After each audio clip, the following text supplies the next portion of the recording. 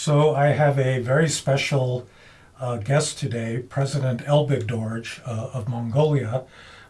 President Elbegdorj was the president of that country from 2009 to 2017, right, for 8 years. And he's been involved really in Mongolian politics ever since Mongolia became independent of the former Soviet Union and communism collapsed, and has been one of the major figures in, turning Mongolia into one of the, perhaps the only democracy in Eurasia, which is really quite an achievement given what's happened to other parts of the continent. So, Elbegdorj, thank you very much for talking to me. So why don't you, I imagine that many people that are going to be watching this really don't even know where Mongolia is, but it's in a very strategic and a difficult geographical location. Yes. So why don't you explain how geography and history shape, where Mongolia is today? Okay. When I talk about Mongolia and about my country, people usually wonder about two questions. Historical one is how that a small number of cavalries ended up ruling the largest land empire during 13th century. Second is maybe more closer. And we should remind people that the Mongols conquered China, they conquered important parts of Europe, they conquered the Middle East. Basically, it was one of the largest land empires any time in human history. Yes, that's right. And the second one is maybe more modern, related with the modern life of Mongolia. How that Mongolia democracy circled by Russia, China, and since 1990. That's also, people are really, wonder. And I will maybe I will talk about our democratic development. Sure. Yeah, that happened in the late of 1980s. I think I remind that in June 1989, that Tiananmen massacre happened.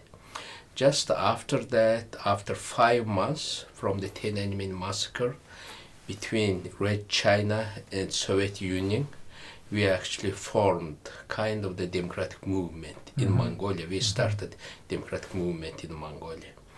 And this was at the time of Gorbachev and that was the time of the Gorbachev. Perestroika, Glasnost in Russia.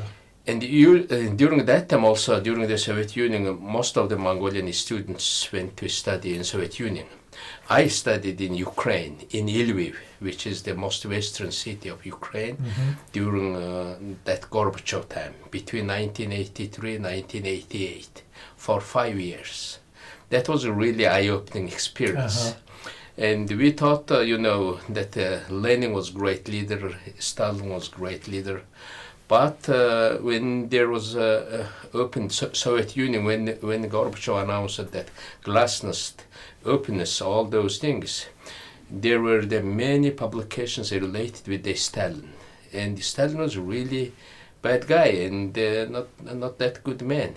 After that also we revealed that we knew that Lenin also had a lot of, Lenin did a lot of bad things. And that was eye-opening experience. And Ukraine means, next to Ukraine there was Poland. All those movements related with the solidarity, all those changes happening just next to border. And that was really attractive thing for the young men studying in Soviet Union. And I ended my my school there in 1988. I came back to my country. And we saw that nothing happening in my country. World is, there are a lot of movement in the world, even in Soviet Union. And you had a communist party that was running Mongolia at that time. Mongolia was second communist country after Russia. Communism introduced in many countries, Eastern Europe, after World War II. But communism was introduced in Mongolia 1920s. Just that happened in 1917, October Revolution, and after that, Mongolia became the second communist country, which was the communism actually ran Mongolia for 70 years.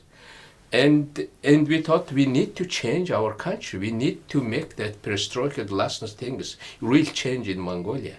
And it started kind of the kitchen talk between us. And after that, those students scattered, we together, young people, you know, we need to change. In order to change, we need to initiate some kind of movement.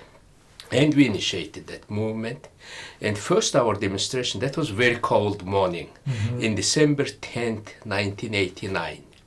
We chose December 10th intentionally because that's the International Human Rights Day.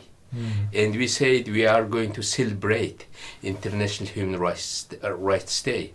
And Mongolia adopted that Human Rights Declaration. Mongolia is the part of that, member of the United Nations.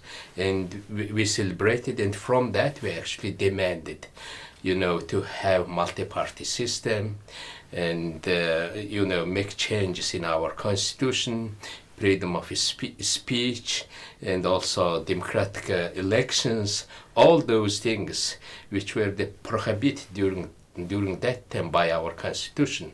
Those were the illegal things. I was moderator of that demonstration.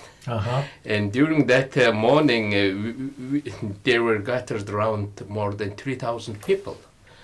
And that was a really interesting, big turnout. But after that, we found out that maybe more than half of them were just undercover KGB people, you know, surveillance people, and watching each other. There were, but we were innocent young people. Hoping to bring that big change in Mongolia. And since that it started, from that December morning, everything started. And we actually gave that demand to our Politburo. We asked them to give us proper answer within 1 week. If you don't give us proper answer, we will have next Sunday, we will have more demonstration. But they didn't give us, of course. They called us rabble-rousers, you know, bad people, and they are, these young people want to destroy our, destroy or communism in Mongolia. That was, they pushed against us that machine of ideology. But after that was a really wake-up call. In the second demonstration, we got around 5,000 people. Every time that people are coming to the demonstration, doubled. And in the fifth one, 50,000. Wow. In the, sixth one, we got almost 100,000 people in the streets. When our What's the population of Ulaanbaatar? During that time in Mongolia, total population was around 2 million. Maybe a population in Ulaanbaatar around 700,000. So that's really impressive. Oh, that was really impressive. One of 7 people already in the streets. When our communist leaders, decided to deal with us, but they found out that their country is no longer in their control.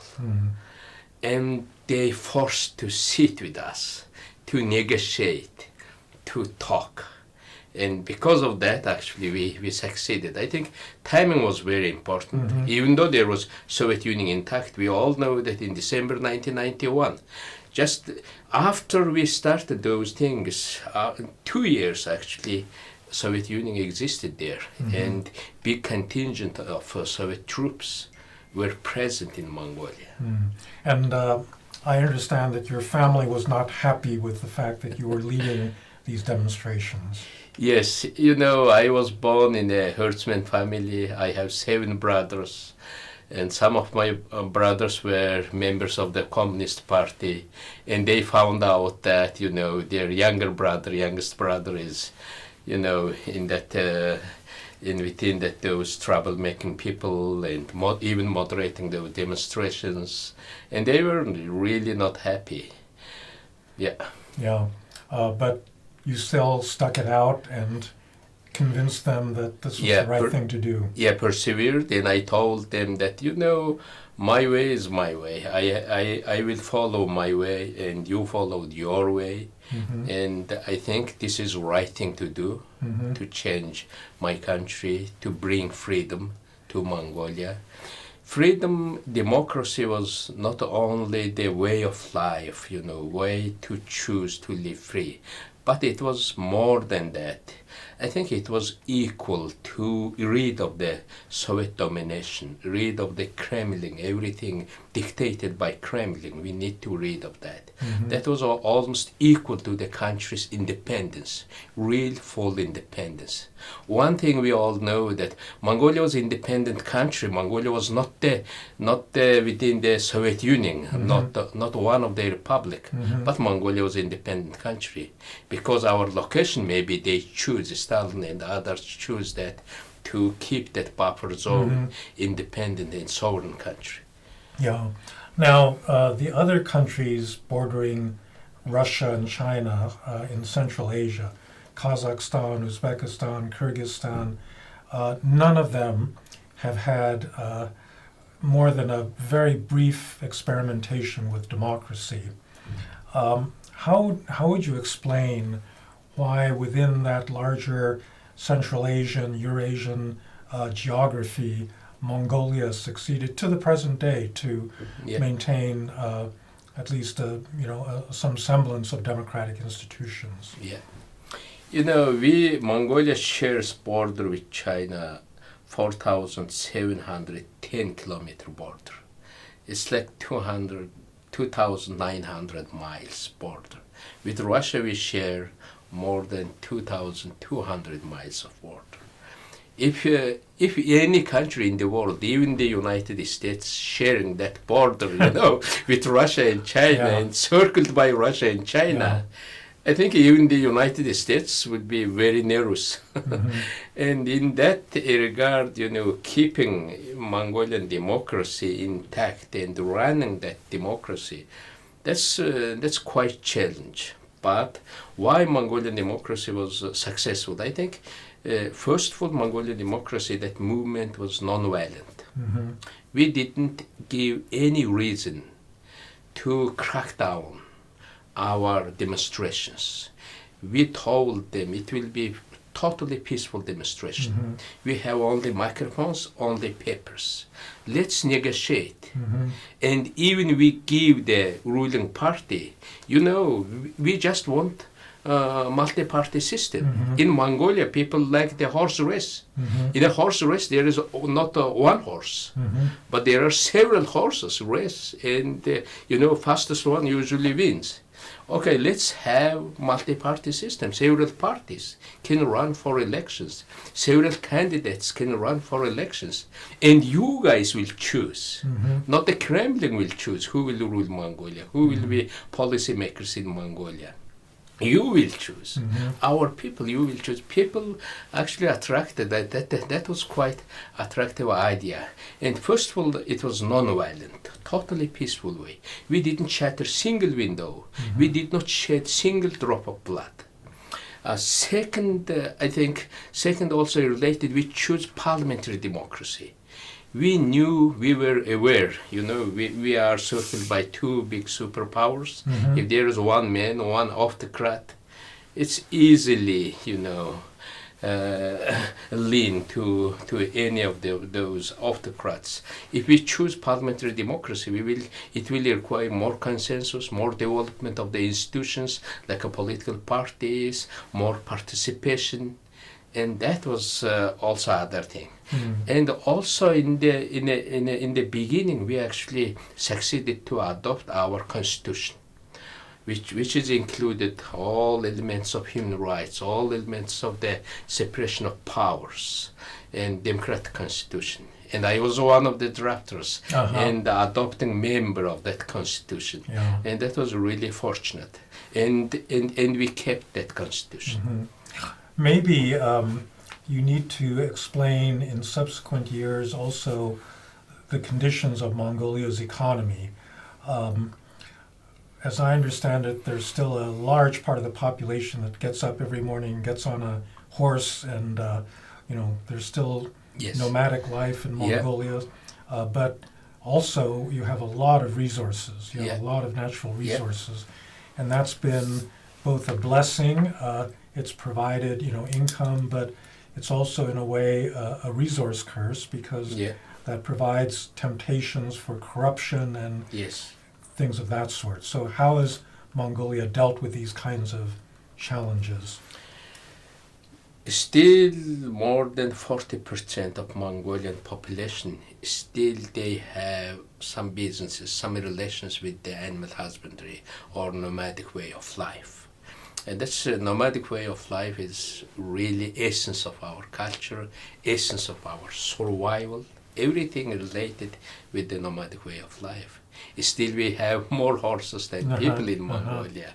You know, in Mongolia we have now 3.5 million people, around 70 million cattle, 1.5 million square kilometer land.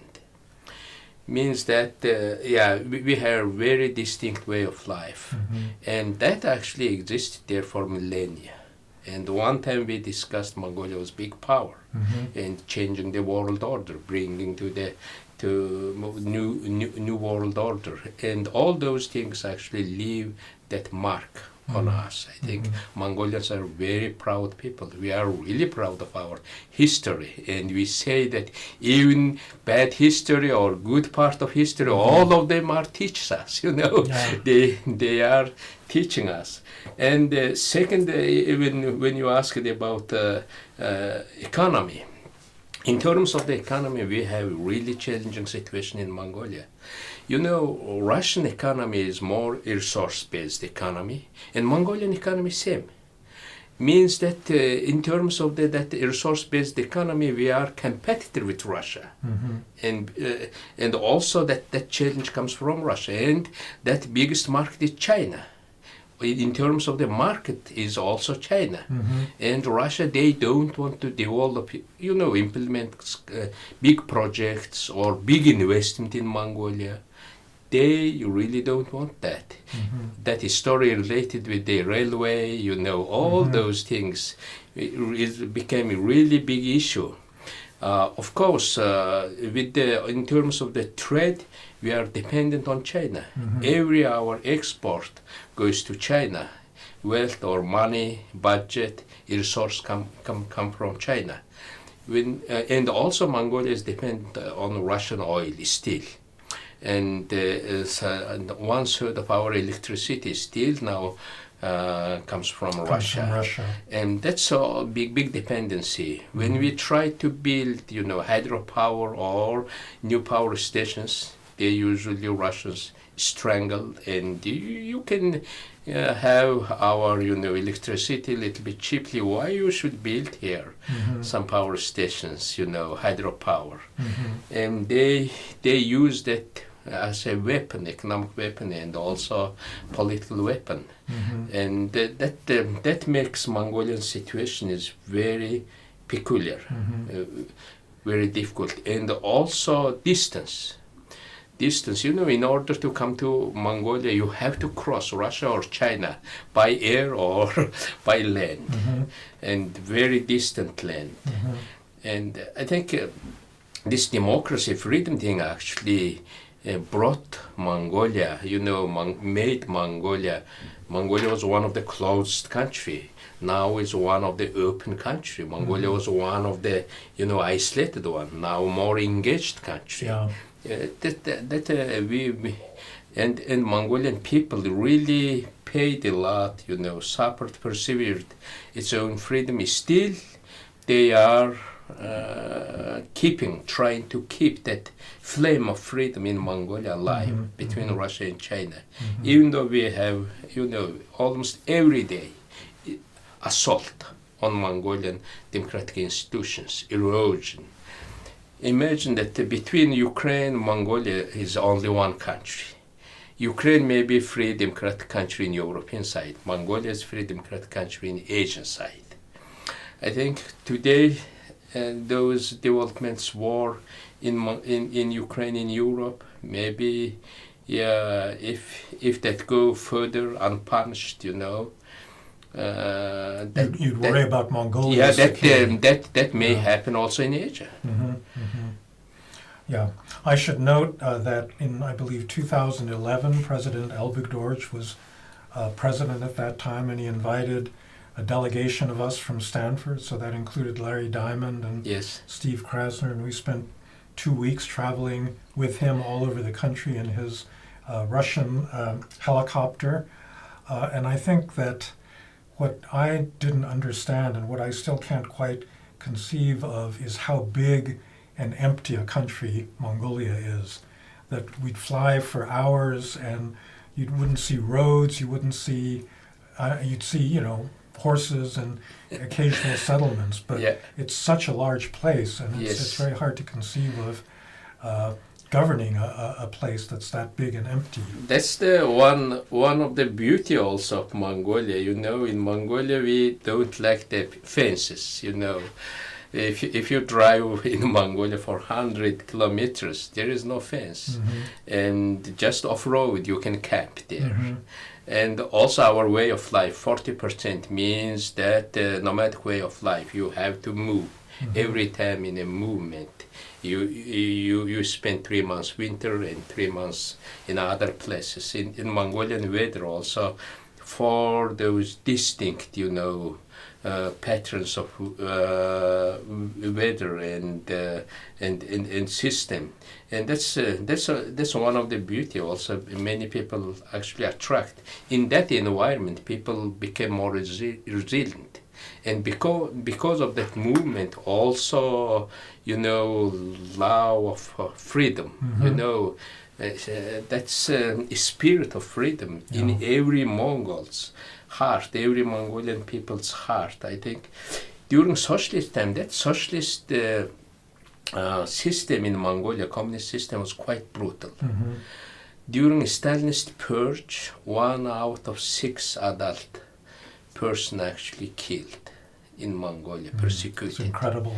That's a really bad number.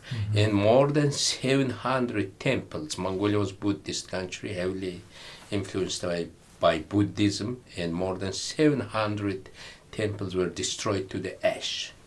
And all those lineages from Genghis Khan, we call it golden lineage, and they were registered, and everyone exterminated, killed. Even a small child, even pregnant woman, if they had some kind of a relation with that lineage, they exterminated in Mongolia. And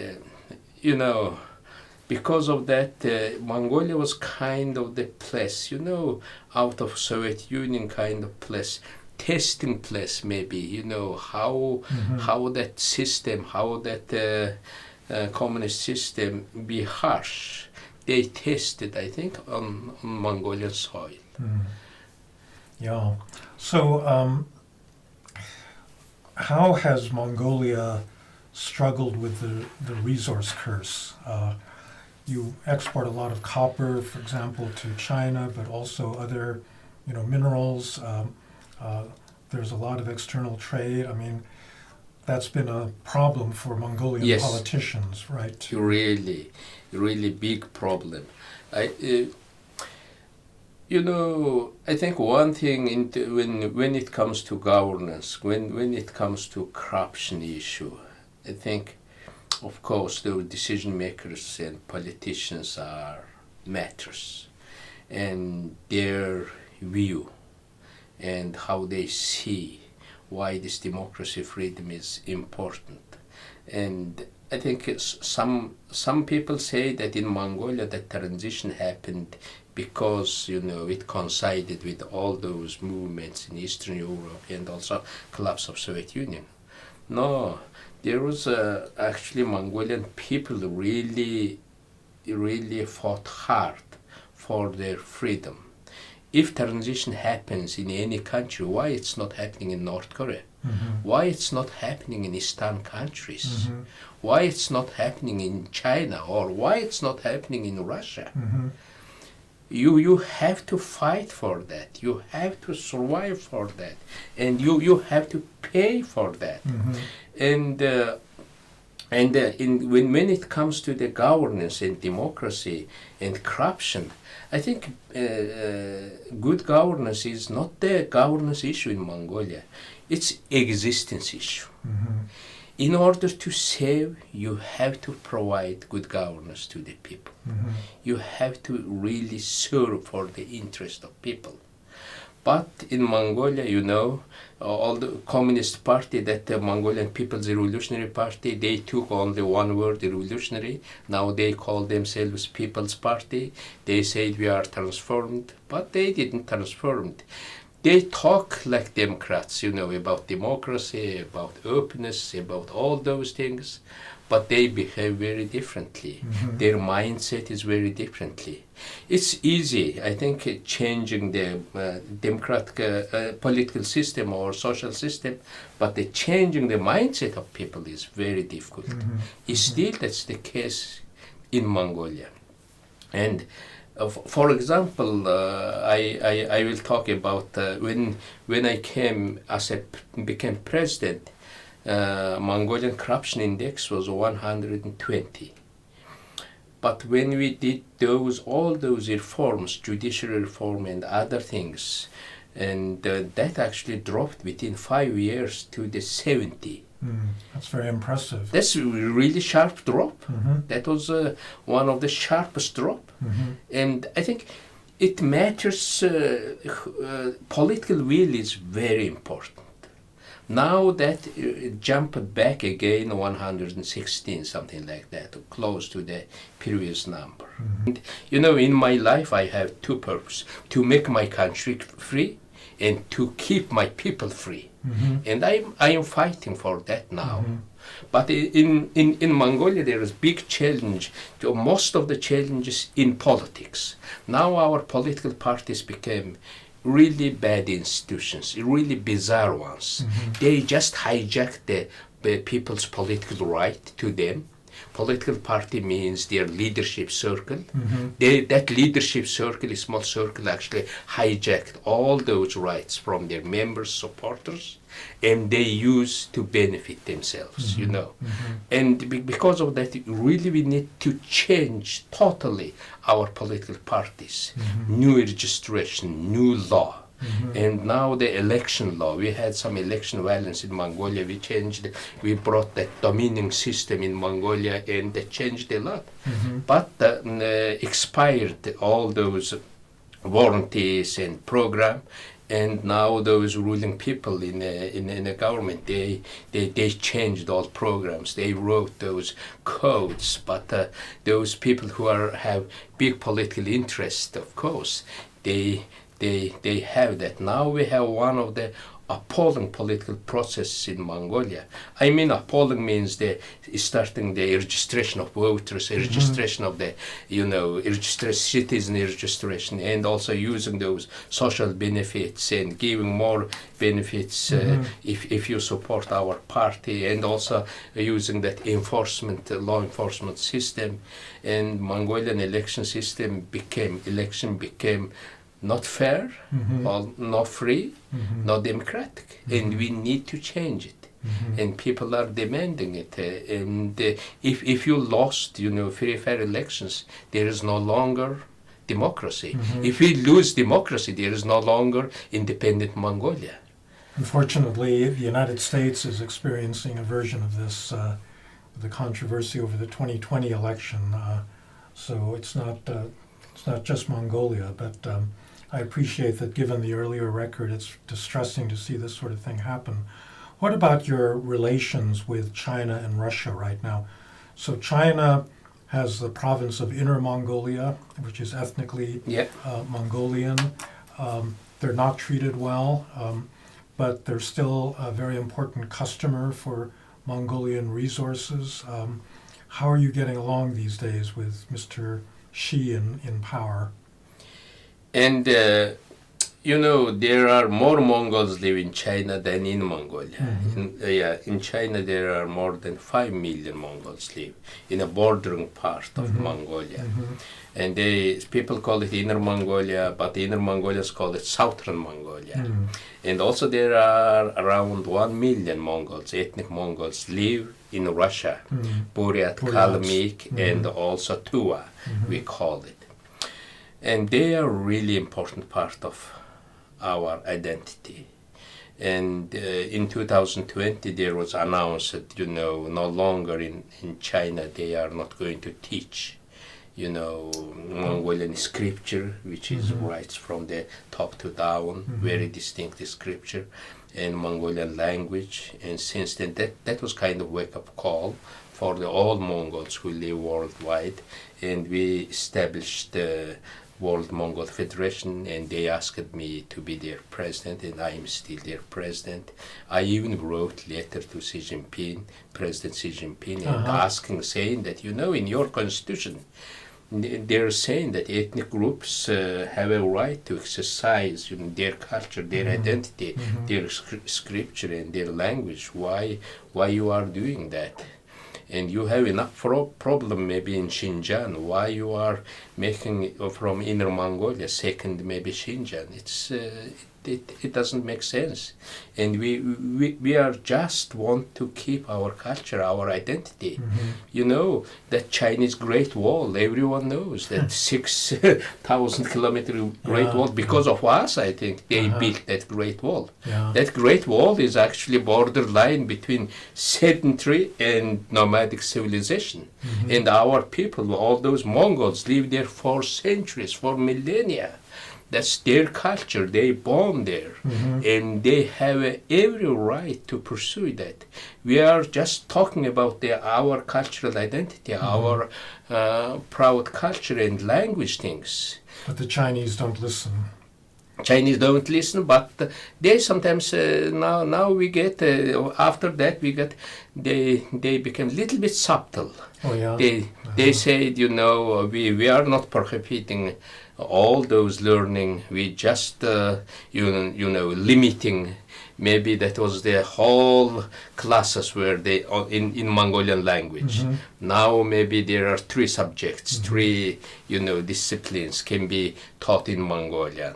And they were a little bit subtle, and they know that Mongolia, Inner Mongols in China, Tibetans and Xinjiang, Uyghur people, and Inner Mongolia. But the Mongols have, really proud of that, there is free, independent Mongolia. And if Mongolia is a strong country with its own identity, with its own freedom, I think we have big impact, also regionally, to China and to Russia.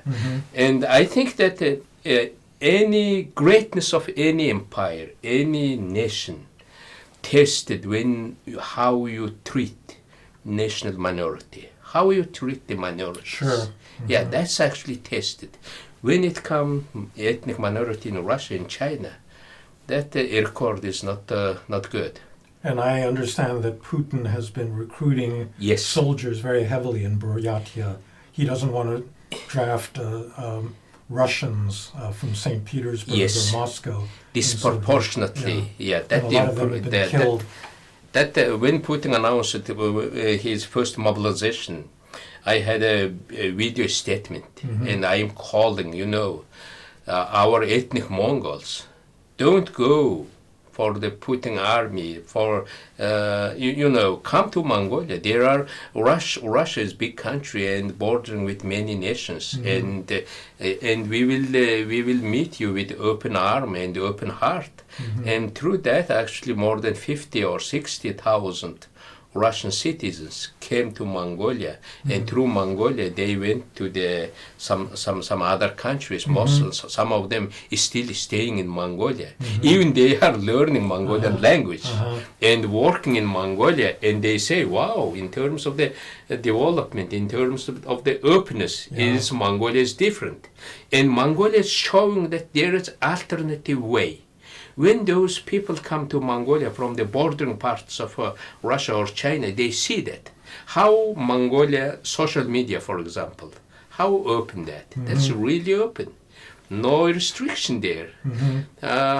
People are talking, people are criticizing those officials and parties. In Mongolia, it's totally free, comparing with China and Russia. And they see, and that's the alternative way. Even those parties and have lost people's trust, but they are competing. They are opposition. and raising voices, their voices, and they see that there is an alternative way. There is maybe other way to manage countries. That's very important. Yeah. Yeah. Well, let's hope somebody's listening there. Maybe to conclude, what are your hopes and your fears for Mongolia in the coming years? Are you optimistic about the survival of democracy and an independent Mongolia, or do you feel that what Larry Diamond calls this democratic recession is going to hit Mongolia as well? Yeah, democratic recession hit Mongolia already, and most importantly in the last 8 years, Mongolian People's Party, that former communist party, ruling for the 2 consecutive elections, very high majority in Mongolia, and they are trying to fracture that opposition. They are trying to show that all those democratic developments for 30 years was kind of the democratic destruction, bad thing, and they want to bring that order, but they are not bringing order. There is no rule of law, but there are personality justice. How our prime minister thinks about justice. He pursues that in a selective way.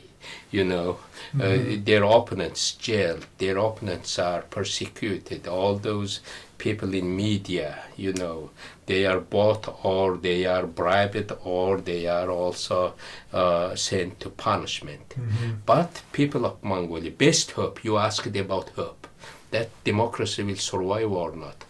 I think that will survive. We have to work for that, that survival. Best hope is our people. Best hope is our young people who born already 30 years old. They born in a different system. They grow in a different system. They know that flavor of freedom, and freedom, actually free people tend to be more creative.